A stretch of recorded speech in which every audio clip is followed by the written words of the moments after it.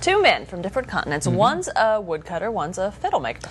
And both are inspired by music, and their combined efforts have converged on some major motion pictures. In today's coverage from Callaway, you'll hear the stories of two men whose paths have crossed thanks to some trees and a little bluegrass.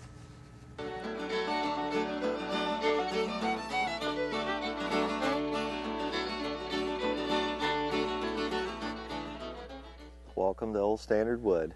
I was ready to build some fiddles. I went out and got some wood and cut it and seasoned it and had it ready to go to make some fiddles, and some guys showed up and they bought it all.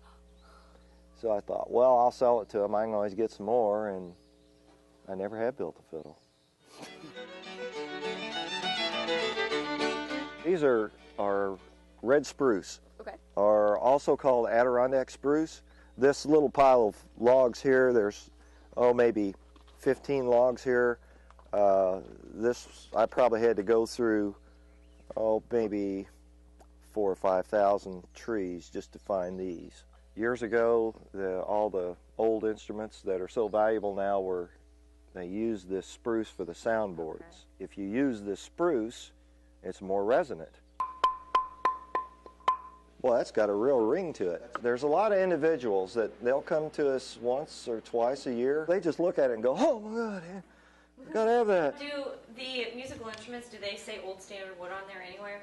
No, we're a well-kept secret. Bass fiddles, cellos, archtop guitars.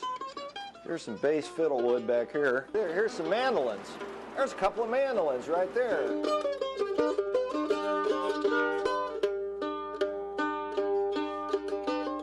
The construction was also the same as violin. They're carved from solid blocks of spruce and maple. I build mandolins in Australia and I bring them over here and varnish them and distribute them to all my American customers. I've bought a lot of wood from John in the past, and he ships them over to Australia. Surface, ocean freight, a big crate, slow boat to Australia. I was really always studying the instruments I was playing and how they performed and why they performed that way they did.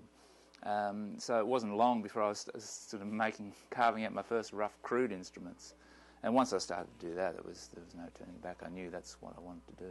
I've only got these two hands, so after a while you just get back-ordered further and further, and you can never really catch up. I'm back-ordered now over 100, 120 instruments all the time, which represents 6 to 8 years sort of full-time work. Mike Compton, who played all the mandolin, he was the mandolin player for the Soggy Bottom Boys in Oh Brother. He's always played my instruments from the last 25 years. I think he was actually my first customer in the USA. It was Mike Compton again. He played on all those recordings and toured with all the concert tours, from the Down from the Mountain concert tours that follow the soundtrack release and the movie.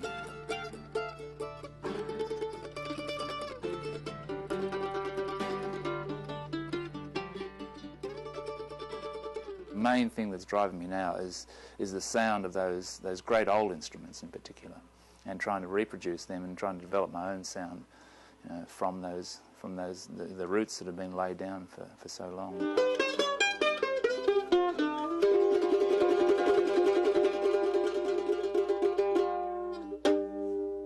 So that's kind of what they sound like. And in case you were interested in one of Stephen's mandolins, you will have to wait. You're out of luck for now. He stopped taking orders in an effort to try to catch up. Pretty neat story. Very cool. New Franklin got a